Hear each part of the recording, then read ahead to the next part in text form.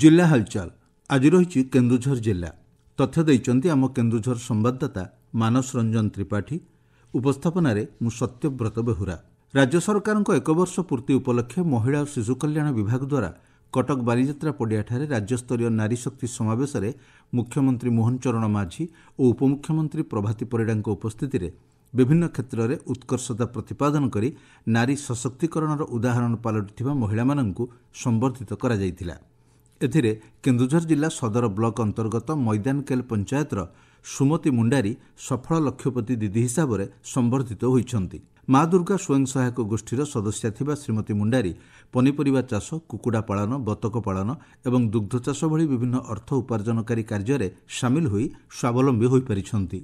जोठी इच्छा अछि सेठी उपाय थिबा कथाକୁ श्रीमती मुंडारी प्रमाणित करिछंती। यथेष्ट आय नथिबारु प्रारंभिक पर्यायर श्रीमती मुंडारीଙ୍କ परिवार निज मौलिक आवश्यकता पूरण करबाकू बहुत संघर्ष करथिले, किंतु श्रीमती मुंडारी जेतेबेले मैदानकेल ग्राम पंचायत स्तरीय समितिर अंशीदार हेले तांको जीवन बदलिगला।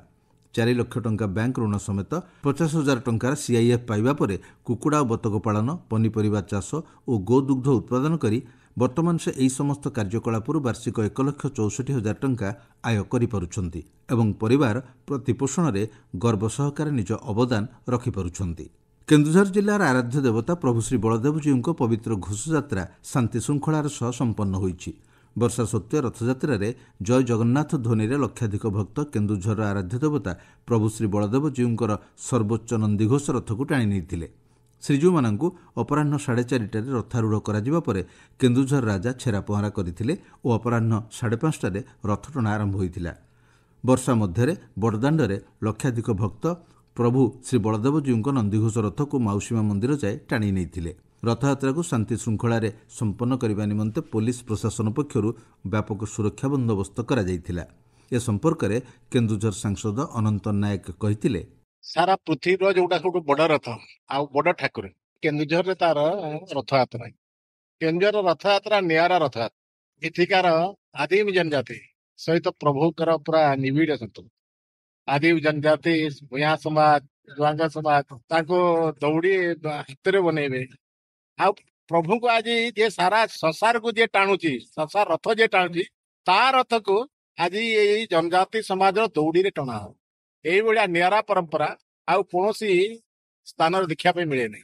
ये सारा विश्वर बड़ ठाकुर से बड़ ठाकुर पुणी सबुठ विश्वर बड़ रथ आउ पुणी केन्दुझर आ केन्दुझर मु जने साधारण जनता तेणु यही जो आनंद ये जो भावना ताको परिप्रकाश करी हेबनी। भारतीय मनोचिकित्सक संघ ओडिशा शाखार मिड टर्म सीएमई एक बैठक केन्दुझर अशोक बाटिकार अनुष्ठित हो जाइछि।